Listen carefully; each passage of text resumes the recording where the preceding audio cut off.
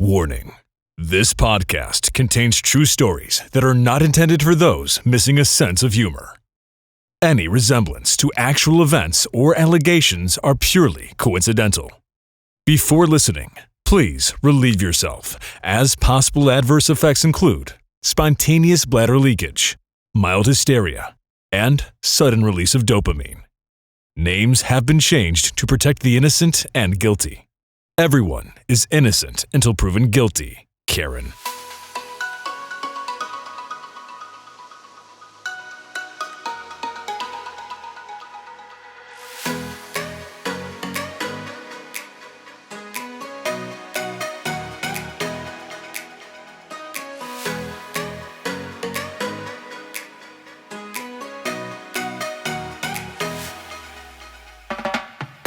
Welcome to Coding Consultant Confessions with Tony Elhomes, Stacy Buck, and Victoria Mole. Unfiltered, unedited, unapologetic. In this podcast, Tony, Stacy, and Victoria come together to share unique perspectives, engaging dialogue, entertaining commentary, and funny stories for those working in the healthcare industry. And now, here are your hosts, Tony, Stacy, and Victoria.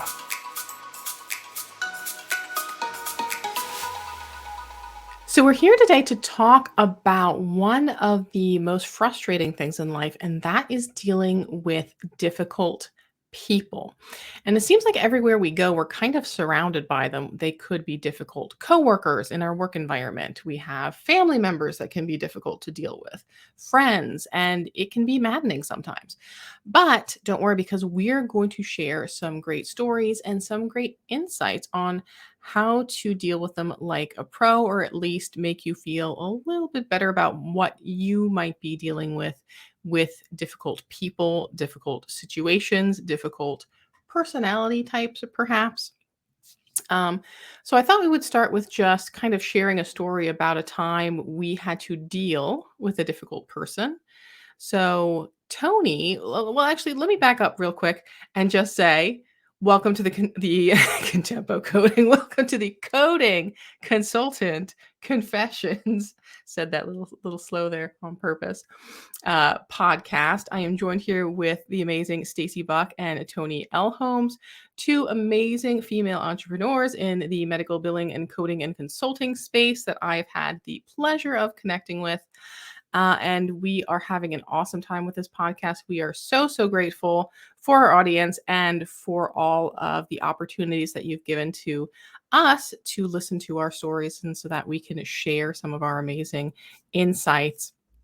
So yeah, Tony, can you tell us about a time when you've had to deal with a difficult person? Sure. Yes, we all constantly deal with difficult people. When I think about difficult people, I think about all of the difficult colleagues I've had to work with, the difficult bosses. As a business owner myself, dealing with difficult employees, difficult clients. But the story I'm going to share with you is specific to a physician that I dealt with that was probably one of the most difficult people I've ever encountered. So back in my early education days, so back when I first started doing education with providers, I was still fairly green in the process. And this was around the time that a lot of practices were getting gobbled up by hospitals. So there were a lot of independent practices that were being bought out. And this one practice in particular was a cardiology group that had been around for a long time. And they were well established, and the cardiologists were still dealing with some adjustment to being an employed physician versus owning your own practice and kind of having a lot more flexibility about your schedule and how many patients you see and the workflows and the processes. So this particular group was still pretty new to the hospital setting. And when you're bought out by a hospital, the hospital basically tells you how many patients you need to see, what the productivity measures are. It's just a different dynamic altogether. So what I would do is I would travel to the physician sites, and I would meet with them after I had audited their records to talk about compliance and what they could do better, and if there were any areas of risk. And on this particular day, I was scheduled to meet with 3 cardiologists. Now, this was a multi-specialty group. So we had general cardiologists, interventional cardiologists, EP, heart failure. So it was just like a really mixed bag as far as specialties and personalities. So this particular group that I was supposed to meet with, it was 3 providers. I would meet with them in small groups. And for whatever reason, the operations leadership team that would typically sit in on these meetings was not able to make this 7 a.m. meeting. Yes, it was at 7 a.m. I remember that's always when the surgeons want to meet, either really early in the morning or late at night. So anyways, I walked into the room, and the provider or the physicians came into the room, and there were more than 3. There were like 10. And I was confused because I'm like, okay, did I miss something? Why are all these providers here? I only have 3 audit results to go over. And what had happened was one of the cardiologists had expressed some frustration for even being subjected to this process, and felt like he was above needing to be educated about coding and billing practices and compliance, and how he was just, so good at what he did that this was beneath him. So he called his friends basically to the meeting so that he could try to embarrass me in front of his friends. So he basically took over my meeting and tried to gaslight me, to grandstand, to basically say that everything that I was saying was ridiculous, and that I was part of the problem that physicians had to deal with, that he couldn't believe, that he was completely appalled by the fact that physicians who spend all of these years in training would be subjected to this type of education. He started attacking me, attacking my background, how much school I've been in, how long I've been certified, how many physicians I've worked with, like just basically trying to bully me and belittle me in front of a group of physicians. And so what I learned from that experience was that I had to call him out, and I had to say, you know what, I've never been spoken to like this before. I don't understand why you're taking something that's educational and making it personal, because it's not personal. It's everybody's held to the same standards. The hospital is trying to be proactive in their compliance efforts to make sure that you know exactly what's expected of you from a coding and documentation standpoint. So the entire meeting was a disaster. It was horrible. I had all of these 10 providers basically sitting there watching as this one physician just tried to destroy me. And so it was a tough meeting.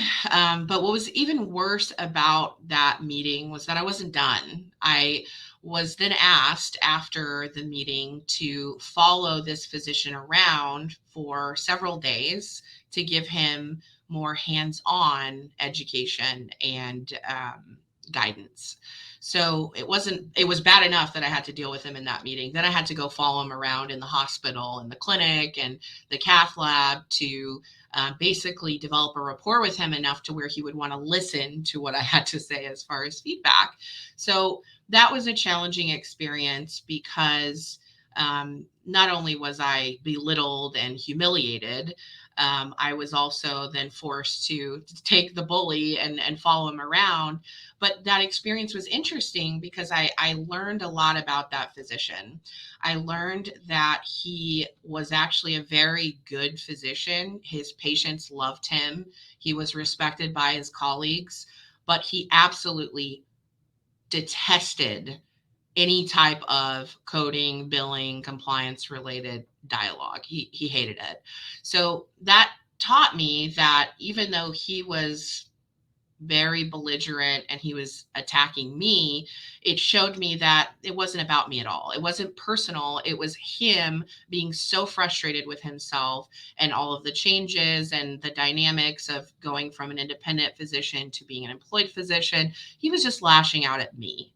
And so I had to learn to separate myself from what was happening, not take it personal, but also better prepare myself before going into these meetings. So if I'm not going to be accompanied by operations leadership, then somebody else needs to be in that meeting from the hospital to represent that this is not just me coming in and saying, this is what you need to do. This is a united front. I also learned that I needed to stand my ground. I needed to cite the guidance and the information that was needed as far as the audit findings. I needed to deliver that. That's what I was there to do. I was there to do a job. I needed to stand my ground and not be flippant, not let this person who's very miserable unravel me to the point where it just becomes really bad. And so I think that experience taught me you're going to encounter lots of difficult people, as we all do, but knowing how to navigate and deal with bullies, especially physician bullies, is something that you're going to have to get used to. Even though it's not everybody's like that, there are some that are. And I'll never forget what he said. I almost forgot to say this part. He held up his hands in the middle of the meeting and said, "These hands save lives." So you're telling me that these hands that have been trained by this university and blah, blah, blah, and is operated on thousands of people, you're telling me that these hands have to be subjected to these ridiculous codes and concepts. And so, yeah, it was in fact the case. You do have to use those hands to do those things. But he wasn't too happy about it. And what was really funny is that even after that, months, years after that, I still ran into people that had worked with this particular physician, and every single one of them had a same or similar experience with him than me. So I knew it wasn't just me. But yeah, crazy, crazy story. Yeah, I think that's definitely one of the situations where they were mad at the situation and not you personally. And you have to separate, like, oh, they're mad because the healthcare regulations are what they are, not necessarily because they're just mad at me personally as the messenger of the fact that the healthcare regulations are the way they are. That's a difficult situations when providers go from private practice into being a hospital-owned employee. And I've certainly had to deal with some of that in the past as well. And I always remember there was one instance where I was working with one large healthcare organization, and they were just being bought out. And we were meeting with the practice manager just to kind of go over, like, I was going to be their coder for their services at their time. And it was an introduction of like, hi, this is Victoria. She's going to be coding your services. And they were also going to discuss like how the workflow was going to work for charge capture and so forth for the new practice. And I sat down with the practice manager, and I can't even tell you like how incredibly grateful she was and how much high regard she held me in, just because I was pleasant to her during that introduction and during that meeting where we were discussing these like high stakes things of, oh, now you have to do this and this, and we're going to run these reports and you have to give us this data and that data. And the fact that I was just like pleasant to her for some reason really resonated. And for a long time, she was like, oh, Victoria, she's like the most one. I'm like, I did nothing. Like, I just literally showed up and was nice to you. That's all I did. But yeah, it's such a hectic time. It's amazing what an impression it can make just to be nice to someone. So next, Stacy, before you move on to your story, any comments on the Tony story? Well, I think that, kindness obviously goes like a long way with people. I think when dealing with physicians, it's a lot of physicians have like an ego like about them, as demonstrated by Tony's story. You know, these hands save lives. So I feel like if you can kind of play to that ego that a lot of them have, I mean, we've all heard about how physicians have the God complex, whatever, because they save lives, like that guy, said he did. That if you approach them from the perspective of educate me help you, how can I make this easier for you, and share with me your knowledge and how we can bridge this gap, I think a lot of it has to do with approach, because physicians, I mean, I feel for physicians, I do, with all that they're burdened with on top of taking care of patients. And if you're coming to them and you're bothering them, that's how they perceive it, was something that is not significant or something administrative. That's not what they signed up for. And I completely understand that. And we could have a whole discussion about the process of medicine and how it's very difficult. But I think it's definitely goes to approach. We've all dealt with difficult doctors, and then I've dealt with doctors who are absolutely amazing and who want to learn and who, come around and ask questions and are pleasant to work with. So, when we talked about doing this topic of difficult people, I thought about it from, a lot of different perspectives. I could share stories about difficult people from dealing with difficult clients, difficult customer service people. We've all had that situation where we're the customer somewhere, we're dealing with difficult people, difficult coworkers, difficult bosses, difficult ex-boyfriends. I could go there, but I'm going to keep this professional, so I won't really go there today. Maybe in a future podcast, sometimes I can just get off script and go like on a tangent. But I was thinking about this, and so I wanted to focus on working for a difficult boss. So this person is what you would call a boss hole. We've all heard that term, boss hole, hashtag boss hole. This guy completely fit it. And I had a lot of bosses early in my career, and I only had 2 boss holes. I had one female boss hole and one male boss hole. So I'm going to talk about the guy. And this was when I worked for a consulting company that I don't even list anywhere in my work experience. Like, I don't even bother like listing it. I was like there like a year, but it's one, or maybe it might be on my LinkedIn profile, possibly. But other than that, I don't, on my CV, I say very little about it. And when it was one of those situations where when I got hired, he was the nicest, most pleasant person when he decided that he wanted to hire me. This is the CEO of the company that I interviewed with, and told me like everything that, I wanted to hear, and, made me these promises, and everything was really good. And I'm like, wow, this guy's going to be really great, to work with. He seems like really amazing. Well, it's different when you're inside of an organization and you start to see things differently. Now, I didn't pick up on things with him right away because he worked in California and I worked actually in the North Palm Beach office that they had at that time. So I worked daily with the CFO. I didn't work daily with the CEO. But when we would do consulting assignments, sometimes the 3 of us would have to travel together for consulting assignments when we were pitching, different clients or whatever. So I would usually do an audit, and then after, I did an audit and they did an analysis, we would go on site and meet with them, go over what we found. And then it would be a big sales pitch. The CEO was there to do the sales pitch. This is why you need our billing services. Their main service was a billing company. So they utilized me to leverage the audit findings to get the business, which I never really liked being put in that position, because if something's not there, something's not there. But anyway, so the 3 of us went on a trip together to, I believe it was DC, Washington, DC, this huge group of doctors that they wanted to land this contract with. And so before we went there, typically what we would do is we would write this comprehensive report. I would have my audit findings in the report. The CFO would have his findings from his analysis. And then I would assemble everything in a final report. And for this particular meeting, we decided, this is going way back in the day when Kinko's existed, we were going to take the report and get it copies printed at Kinko's and then bring those copies with us to distribute, a nice pretty binding and all that, and distribute them at the meeting. So I went and picked them up the day that we were leaving.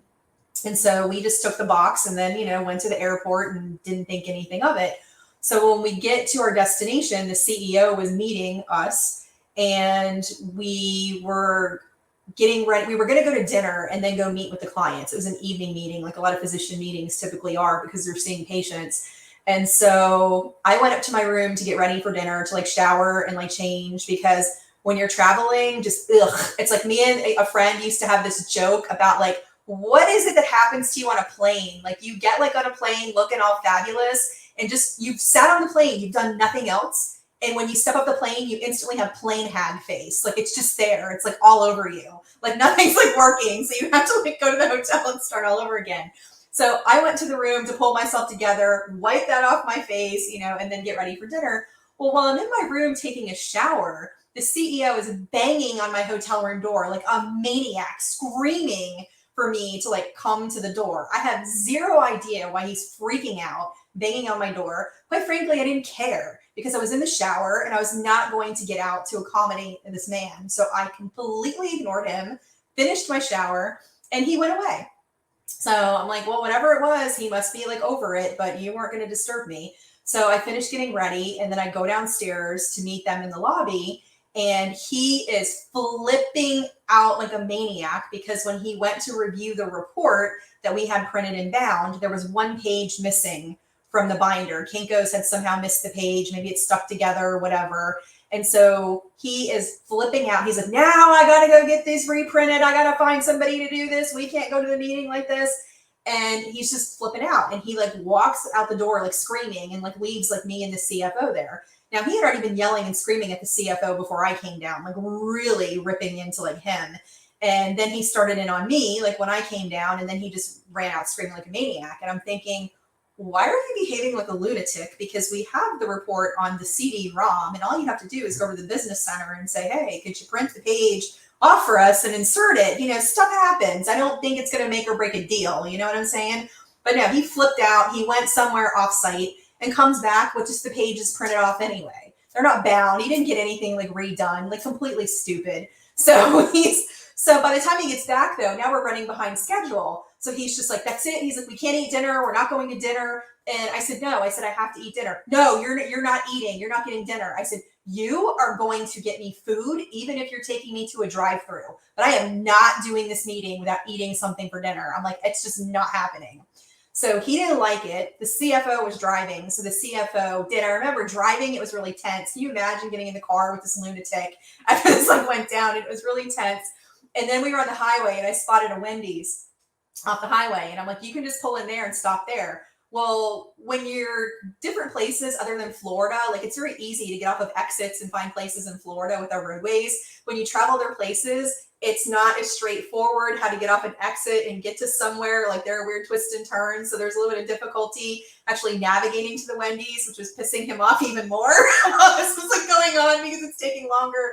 But anyway, I got myself a burger and fries at Wendy's to eat in the car on the way to the physician meeting. But and then later on down the road, I'm like, thankfully he doesn't work in the office, like with me, he's in California. But he would go at the CFO, who was one of the partners in the company, and yell at him and swear at him and demean him and go off on him all the time. And I would say to the CFO, I go, why are you allowing that? Like, oh, that's just the way he is. I'm like, no. I'm like, that is unacceptable. I'm like, you should not let him talk to you that way, treat you that way. Like he would not push back on him and stand up to him. Well, after I'd been there a while, the promises that had been made to me were not materializing. So then I had to have a meeting with the CFO about raising my salary because the bonus structure they set up for me was not working. It wasn't kicking in, had nothing to do, with me. It wasn't my fault. And so I was asking for a $15,000 a year pay increase. So he came in my office to talk to me while he was, in the Palm Beach area. And we started having this conversation about what had been discussed when I was interviewed. And he's sitting there lying to my face about what had occurred like during the interview. So I start pushing back on him and calling him out. I called him a liar. I did, to his face. I called him a liar. And it got really heated like in the meeting. And he's just all flustered and he's like all mad and he's like flipping out. And he just gets up and he like walks out of my office. He like leaves. And then the CFO calls me and he's like, what happened between you two? He's like, I've never seen him so flustered. He couldn't speak and he just stormed like out the door, like without like saying like very much. And so I told him what happened. And so anyway, that was like another, interaction I had with him. Now I ended up getting my pay increase. The CFO actually did push that as well. He's like, she needs it. She deserves it. I need her. She's worth it. So I won that battle, but he was just insane. And so with him, anytime that I had to deal with him, and then when I left the company, They wanted to keep me on in a consulting role, and I had done some work for them. And then when I billed him for it, he said, I never agreed to this. I'm not going to pay you for it. So he was just, it wasn't a lot of money. And I'm like, you know what? I don't want to deal with this jerk. He's like not worth my time and effort. I'm in a better place. I'm away from him. But with him, the only way to deal with him, because you talked about, Tony, about the bully, you have to confront the bully. You cannot let the bully get the best of you. Once they know that they have the best of you and they can get away with it, it will never stop. And I wasn't in a position to right away change jobs. It takes time to look for other jobs and look for other opportunities. We've all been in those uncomfortable situations in jobs we don't like, where we want to hit the escape hatch button like today. But the practical matter is you have to find a way to survive in that environment until you can make a move, to another company. And so with him, I just, stood up to him and pushed back. And you know what? He didn't pull that crap with me once I kept going at him and I wouldn't take it. The CFO, however, who always took it, got it constantly. And I never understood why another man to man, why he let him do that. I mean, I understand why you think you can intimidate a woman, but that was very surprising to me. But I didn't take it personally, because he didn't just do it to me. He did it across the board. He would use that intimidation and that bullying. And really, like I said, the only way is to stand up to it, push back on it. Would I behave that way in situations with other people and, maybe yell at him and call him a liar? No. But sometimes with somebody like that, you just kind of have to meet them, with their own force. But I wouldn't recommend that across the board in dealing with people professionally. But certain situations warrant you really taking a hard stand if somebody's coming at you that strongly and just not backing down. Stacey, I love how firm you're able to stand on professional interactions like that, because I tend to be one who, I'll stand my ground when it's really, really matters to me. But most of the time I'm just like, it's just so not worth it. It's picking your battles. I'm a firm believer in life. You have to pick your battles. Some things are not worth it. It's easier, better to just walk away, even though I always like to have the last word. That's my personality. Tony, you know that about me. We joked about that. Stacey once said the last word. But sometimes it's just not worth your time and effort. But certain situations, you have to dig down deep and you have to stand up. And it's just picking. And then other things, I'm just gonna move on with it. And it comes with time. And although I don't know, I was pretty sassy right away. My first job, I got into it with the other boss hole, the female boss hole. So where she said, I'll just share this briefly, where she and I were always going at it. And then, one day we got called into her boss's office because there was conflict with, me and her. So her boss is like, I want to talk to both of you. And my boss hole said, in this meeting, I said to the boss hole, I said, I want to know what you're doing all day while I'm working. I was like that blunt. I'm 18 years old and I was that blunt. I was so frustrated. And she said, I wouldn't expect you to know what I do or understand what I do because you're not credentialed. And so then I said to her boss, do you see how she speaks to me disrespectfully? This is what I have to deal with. And her boss made her apologize to me. So, and we did come out of that meeting with a little resolution, but then after that, she was taking notes on me, like a sneaky little thing, and trying to get me fired, like watching, like had the temp spying on me. The brown-nosing temp was spying on me for her, and they were trying to get me fired. And then eventually I quit. And then the brown-nosing temp was sorry that I was gone because she was being used and abused and she didn't like it. So there you go. Oh gosh, I do not miss the old days of having to physically go into the billing office and deal with all of the fun personality types going on in the revenue cycle. So many females, right? And so many hormones. Oh my gosh. I'm still LOLing about the CD-ROM, like CD-ROM. It's old school. Kinko's and CD-ROM. Okay, hey, I didn't mention a floppy disk, Tony. Okay, give me some credit. I'm sorry that I'm almost old enough to be your mother. I can't help it. They're just references that I'm going to use that are going to seem very ancient to you. I apologize. Oh, that's too funny. I was just thinking about when Stacey was eating her Wendy's in the back seat of the car, like what was happening at that time. I was just eating my food, minding my own business at that point. Look, You do not want a hangry Stacy on your hands, okay? That's like completely like unleashing something you do not want to deal with. That is an ugly, ugly thing. If that man hadn't gotten me some food, he may not have made it out of the car alive to get it me. I'm just saying. I was sitting behind him. I could have choked him out at any point. So with my story, I was kind of debating back and forth because, I've had my fair share, I'm sure, of, as Stacy calls them, boss holes. I've also been the boss, and it's very difficult when you are the boss to like not come off as the boss hole, no matter how hard you try or how much you accommodate people. It's the easy target when you're the boss. People are like, oh, well, you're in charge, so you should be the expert on all things medical coding. And how dare you not have an answer for me right away? Because you're the one they put in charge. So clearly you should know everything. And that's not how it works. Like, you don't become a manager and all of a sudden the switch turns and you're like the utmost expert in everything, including, medical leave laws and so forth. That comes with time. But yeah, so I was debating because I have had lots of different micro stories, I guess. So those will reveal, I'm sure, throughout the time that we're doing the podcast, having been someone who's been in toxic situations, who's had bosses who were the,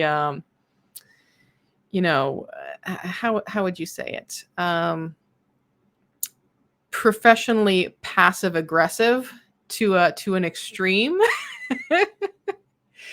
And you want to give them the benefit of the doubt and be like, oh, maybe they're just being nice. And you're like, no, that's them being passive aggressive again. I see what's going on here. But my story I wanted to share is a little bit different. It's not so much difficult because they were in my face or bullying me. It was just a bizarre physician encounter. So it was difficult to figure out kind of what the heck I do with a physician when I'm there for one purpose and I'm witnessing other things going on. So I was fairly new at an organization that had a lot of billing and coding problems. They did not have a compliance officer on the professional fee side when I started. They were recently acquired by a large academic institution. They were a faith-based organization and were, for a long time, from what I understand, managed by a faith-based leader who was kind of like, oh, well, it doesn't matter if we're going against the laws of man because we're bound by the laws of God. So there was a lot of things that they would just kind of sweep under the rug and think, oh, well, this is okay because our religion dictates that it's okay. And you're like, oh, this is kind of a sticky situation because you can't just have physician assistants who aren't credentialed seeing patients and then billing them under a physician. So there's a lot of just situations like that. And they had asked me for help to help out the hospitalist group. And the hospitalist group was, I believe at that time, either still on or just coming out of prepayment review with Medicare.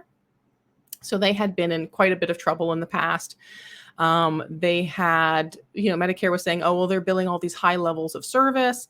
And, we are reviewing things and it's not. So they're like, we want you to follow the physicians around through the hospital rounds and kind of see what they're doing and giving that feedback. Like, are they not documenting everything that they're doing, or are they truly doing a lower level of service and should be billing a lower level of service? So I was going around and kind of seeing what everyone was doing, like if they're asking their review of systems questions or if they're just popping in a template for the whole review of systems. And, so in any case, I was shadowing the providers with their hospital rounds, with the exception of like the C. diff patients. I wouldn't go into the rooms and see them. But it was a good time. I really enjoyed all the times I've spent in the past being able to shadow providers because you learn so much. But this particular provider was trying to escape me, and I found them in the physician lounge. So he's like, I introduced myself and explained, I'm here to shadow you and kind of see what you're doing, what you're documenting, what you're billing, and is that all lining up correctly? So this physician, was like, oh, well, I haven't started my day yet. I'm going to start soon. So as you just wait a couple minutes while I get my stuff together. So I'm sitting there at the cubicles, like, you see in a lot of areas where it's just a station and a station and a station, and there's maybe a little divider or something between them. So I'm sitting at the next station, just waiting. I've got, my little pad folio all ready to like take notes and so forth. And he's doing his thing, drinking his coffee. And I kind of like kick my chair back just to kind of see what's going on over there. And here he's like checking things out on Amazon. And I'm thinking he's like looking at which patients he's about to see, like reading their notes. And instead he's just there shopping up stuff on the internet. So eventually he just real quick gets up and he's like, okay, here we go. We're ready to go. And he was almost like trying to run away from me and like, so that I can keep up with him. And he carries with him onto the hospital floor, which I'm not a clinical person, but I know you're not supposed to take food and beverage into like hospital areas on the floor. His cup of coffee and his bagel, and it's an everything bagel. So like as he's going and eating his bagel on the hospital floor, all the little onion and poppy seed pieces are like falling behind him. And we're getting on the elevator. And he's like, so remind me again, what is it you're here for? And I'm like, oh, I'm Victoria. I'm from the coding department. I have a lot of auditing experience. I'm here to just kind of see what you're doing and then how you're doing your billing. And he's like, oh, yeah, billing. And he pulls out his phone and he goes, yeah, so I use the mobile phone app to do my billing. He's like, it's really easy. I can show you how you do it. I do it while I'm driving on my way home from work. And I'm like, you do your billing on your phone while you're driving home from work? Well, not while I'm driving home from work. Like, you know what I mean? Like I do my billing and I'm like, okay, so I'm getting ready. So I go up and we're shadowing and I can kind of see that he is likely one of those physicians who's kind of just going in the room, knock, knock, knock. How are you doing? Copying the note from the previous day and then just going on to the next patient. He's like, I see patients really, really quick. I'm really quick and efficient in what I do because he's copying notes and not asking review of systems questions and just, so we were, I was observing and I was chatting. And then this one patient that he comes across, I guess the patient had some kind of issue with their teeth. They weren't in there for like a teeth related issue. It was totally unrelated, like a cellulitis of the leg or something. But one of the nurses made the comment to him. She's like, oh, this guy, he came in. I don't think he's had medical care or dental care in like decades, and his teeth are really not great. So the provider goes in and he says to the patient, oh, how are you doing? What's going on? He's like, so, what's the deal with your teeth? Like, and I'm just like, wow, I know these things sort of happen, but when you're being shadowed, would you not think to maybe make more of an effort for patient care? My gosh, you just go like, what is wrong with your teeth? Like I, again, have not been trained at all, but I feel like maybe that's clinically not the way to kind of approach that situation with the patient. And the patient didn't even understand. He's like, oh yeah, I know I haven't brushed today. And then they kind of like talked about something else and then he left and didn't even address it with the patient.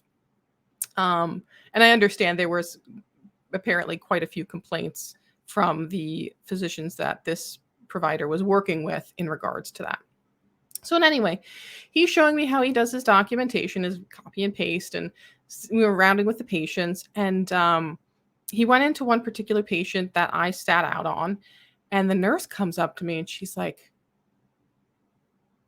are you here from the hospital? Like, are you here? Are you from like OSHA or compliance? I'm like, oh, I'm Victoria. I work here in coding and compliance and billing, and I'm here shadowing, kind of seeing what he's doing. And she goes, I got to tell you something.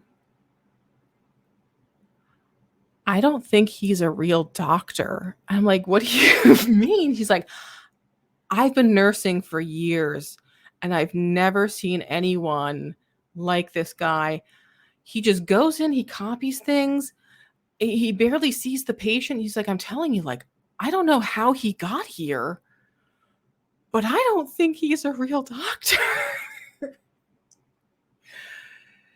So I finished up and I was probably rounding with other doctors. And shortly after, I had to sit with the administrator, and there was a new I guess, provider administrator that was coming from a totally non-healthcare background.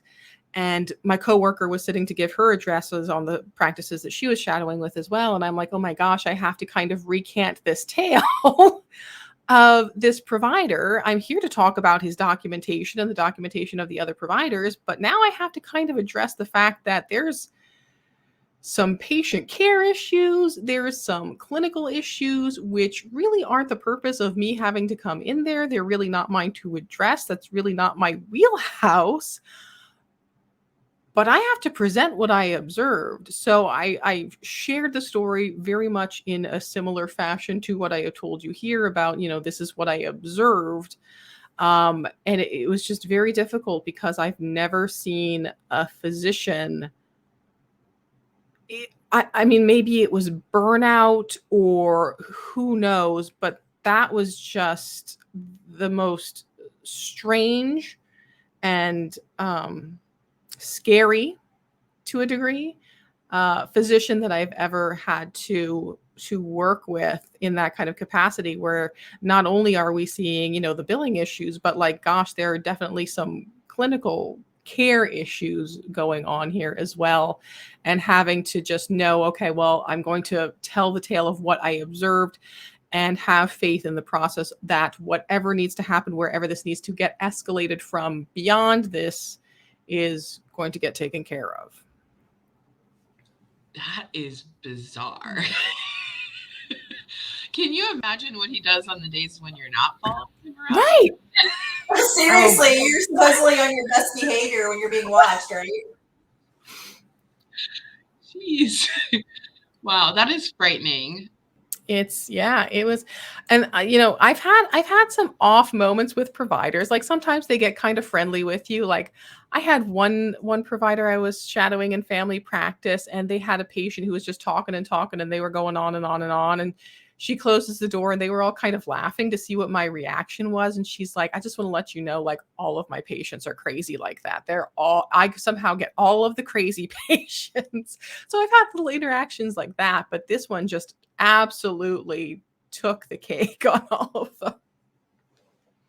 Well, I'm just like trying to picture your facial expressions when he said that to the patient. Like, what? It's funny, but and I think you've talked a little bit in the past about the poker face, because you used to do some poker playing. But I've actually been told professionally in the past, like when I get into meetings and the door closes, they're like, "You are stone-faced stoic." My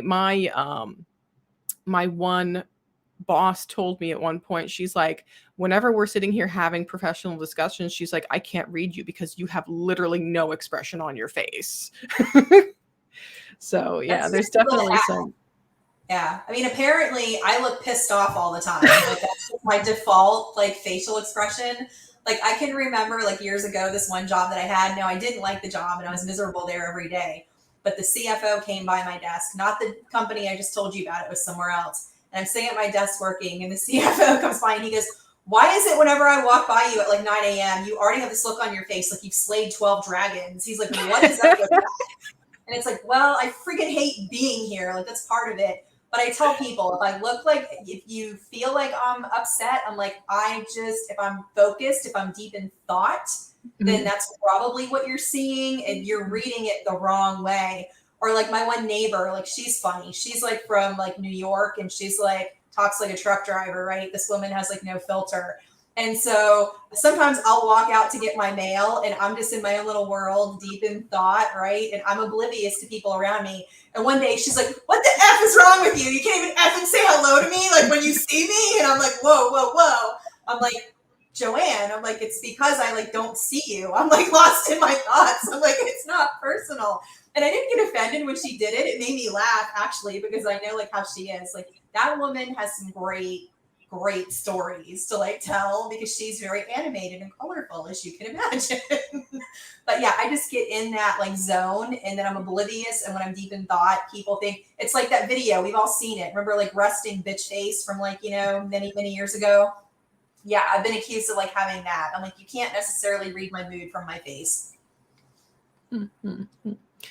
Yeah. So when we encounter all of these different difficult people, these different personalities, these strong personalities, these differing personalities, I certainly have had in the past the attempt, and I'm sure you have as well, that you're like, how do I kind of get even with this person? Because it's, regardless of how good a person you are, I think that thought always crosses your mind. Like, how am I going to get back at this person? And how do you handle that desire to get even? And is there a way to kind of professionally get even with someone when you feel that there's a score to be settled? I have that solution for you. So I'll tell you a philosophy that I learned from someone a really long time ago that I liked. I loved this. And this person said to me, if you give someone enough rope, they will hang themselves. And I was like, aha, that is the key. So you don't have to do anything necessarily, but if you set up certain situations for them, and then they have to figure out how to deal with the situations, they will hang themselves, like they will do themselves in. And so that's something, because I'm not one about getting revenge on somebody or like getting like even. I take the higher road, but there are certain people that in the workplace have to be gone, have to be. I mean, we've all worked with those people. And so how do you get rid of them? You give them enough rope to hang themselves. And so that's just, it doesn't sound very nice, but I mean, I've had examples where I've just put people in difficult situations that prove their incompetence, basically exposing them is kind of what I'm referring to, where I've personally, put that into existence. I think I talked about it in one of my podcast episodes. It might've been with Brian Quee, where I talked about someone that I worked with that I couldn't, stand. Like we've been talking about like personality types and, dealing with difficult people. And I know we had talked about exploring different, personality types and, ones that we find difficult or ones that we don't particularly care for. Like for me, like the most annoying person to like work with would be like a do nothing ass kisser. Like that's like number one, like on the top of my list, like just to put it like bluntly. So, and usually do nothings or ass kissers, the two usually go like hand in hand. So I think those are sometimes the more difficult to deal with because they also sometimes like to treat everybody around them like little minions, like they're there to like serve them. So they don't do anything, but they want everybody else to do stuff for them and then take credit. And then they just go suck up to the higher ups and then they're deriving all of the benefit when everybody else is doing the work for them. So those are the ones that really get under my skin, like big time. I think one of my favorite things is, I don't know exactly what the saying is, but basically just focus on yourself and getting yourself better. And if they happen to look bad in comparison, like that's not something for you to worry about. That's their issues that they have to handle. Like you shouldn't worry about how other people are going to feel about your success. So I feel that sometimes the best way to quote unquote get even with people is just to go out, be happy, be successful, stop worrying if the other person in the office is going to be worried or threatened that you got an extra credential or that you took on an extra project.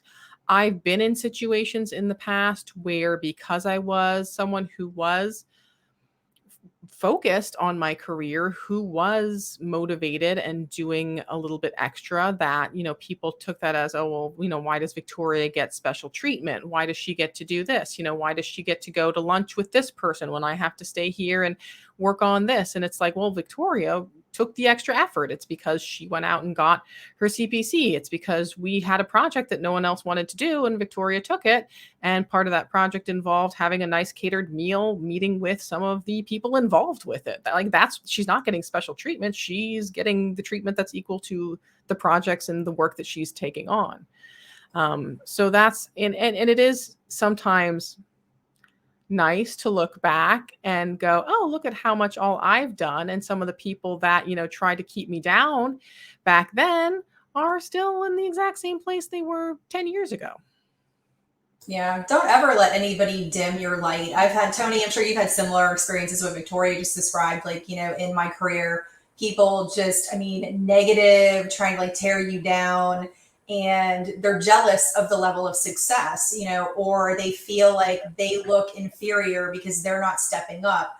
Well, I'm not going to not be me and not put the best version of myself forward to make you feel comfortable with yourself. Like it's unfortunate that some people actually kind of shy away from things because they don't want to upset the people around them. So they actually hold back and they don't fulfill their potential. And it's like, look, if you put me next to somebody who's like that star and that person who like shines, it's going to elevate me. Like it's going to make me better. Like I don't want to necessarily shy away from that. But some people just they cannot handle that. They cannot deal with it. And if they don't feel like they're top dog and you're like out, overshadowing them, that creates a big problem, in a work setting. But don't ever let anybody do that to you. Just be you, and either they're going to step up their game or not. And like Victoria said, a lot of times they're still in the same place because they want to spend more time wishing that they had something and tearing other people down rather than elevating themselves. Yeah, it's so true. I can relate to everything you just said. I think early on, when I was not as mature, I had that, I'm going to get even. But now I don't have the energy or the mental real estate for that, right? Like it's just not worth my time.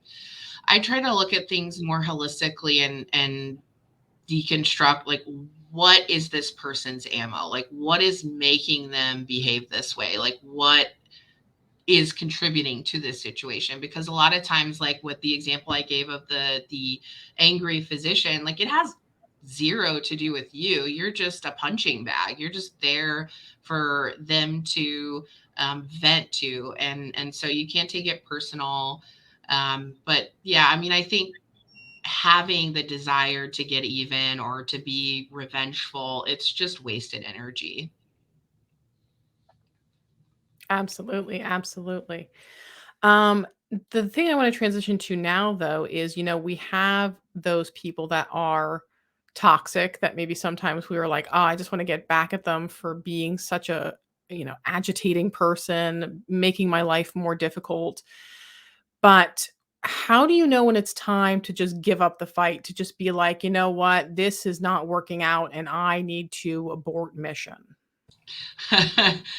I don't know what it is, and Stacy, you could probably, and Victoria, you guys can relate to this, but for me, it's usually by the 1 year mark, if not a lot sooner, before people start to like really show their true colors. I feel like I can read people pretty quickly, and people, if they're not being genuine and authentic, that facade can only last for so long, right? They can only keep it up for so long. And Stacey, you said this earlier, where they're just exposed, right? They become exposed. It's like they can't help themselves.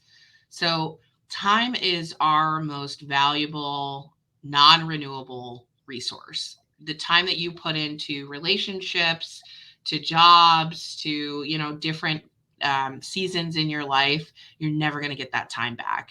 So my philosophy is, once somebody shows me that they have the ability to be disingenuous or are very toxic or have those narcissistic personality traits that I think we've been alluding to this whole time. A lot of people are narcissists, right?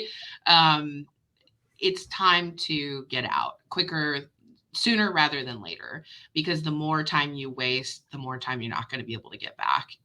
And you're not going to change that person. Yeah. And it just depends on the nature of the relationship and what type of, obviously you may not be able to get away from, that coworker. That's the pain, or sometimes a job change isn't possible if it's something that occurs, at work. But, again, like Tony says, you kind of give it some time. It's like if you change, like I always tell people, even if you're totally frustrated with somebody and even if you're right, and they're completely wrong and it's like obvious, to take the higher road and change how you interact with them, approach them differently. I share stories about me being confrontational, okay? And you all probably think, oh my gosh, listen to her, she talks to people. And just tell people, give it a rope, they'll hang themselves. She's an evil person. No.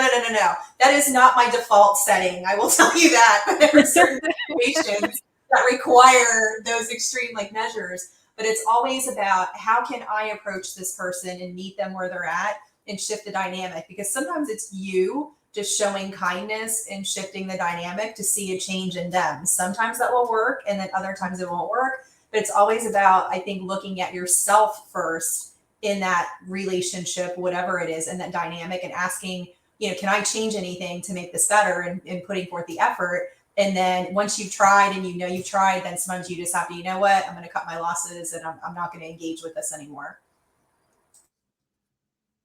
Absolutely.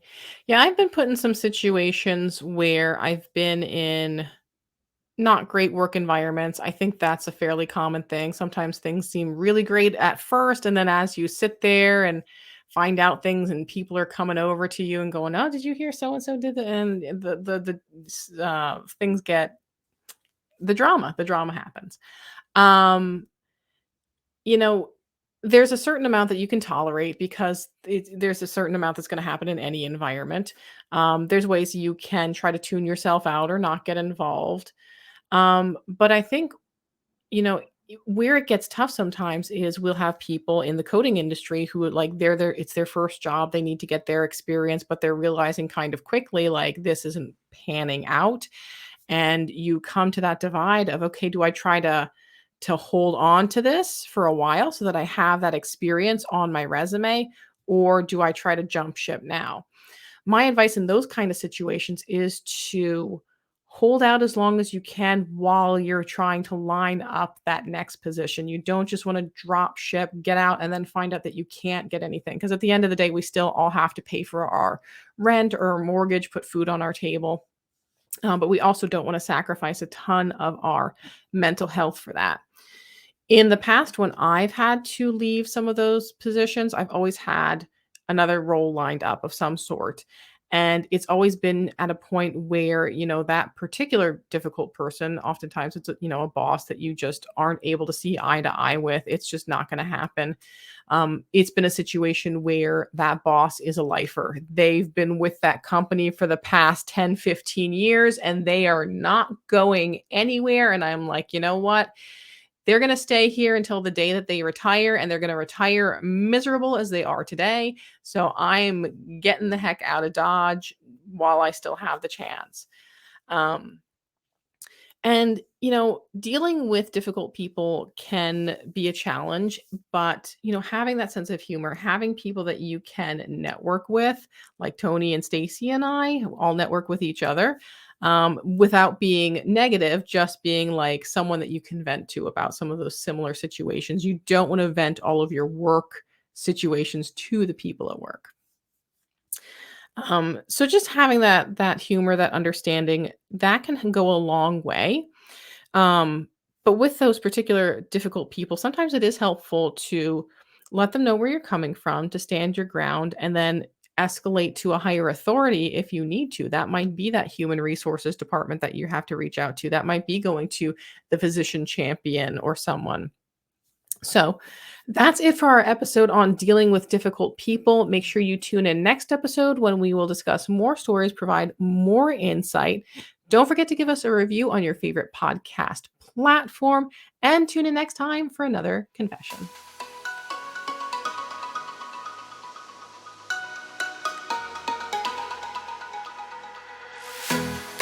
Thank you for tuning in to Coding Consultant Confessions with Tony Elholmes, Stacy Buck, and Victoria Mole. Unfiltered, unedited, unapologetic. Connect with the Coding Consultant Confessions podcast on YouTube, LinkedIn, and Facebook. Simply search for Coding Consultant Confessions on any of these platforms to connect and engage with Tony, Stacy, and Victoria.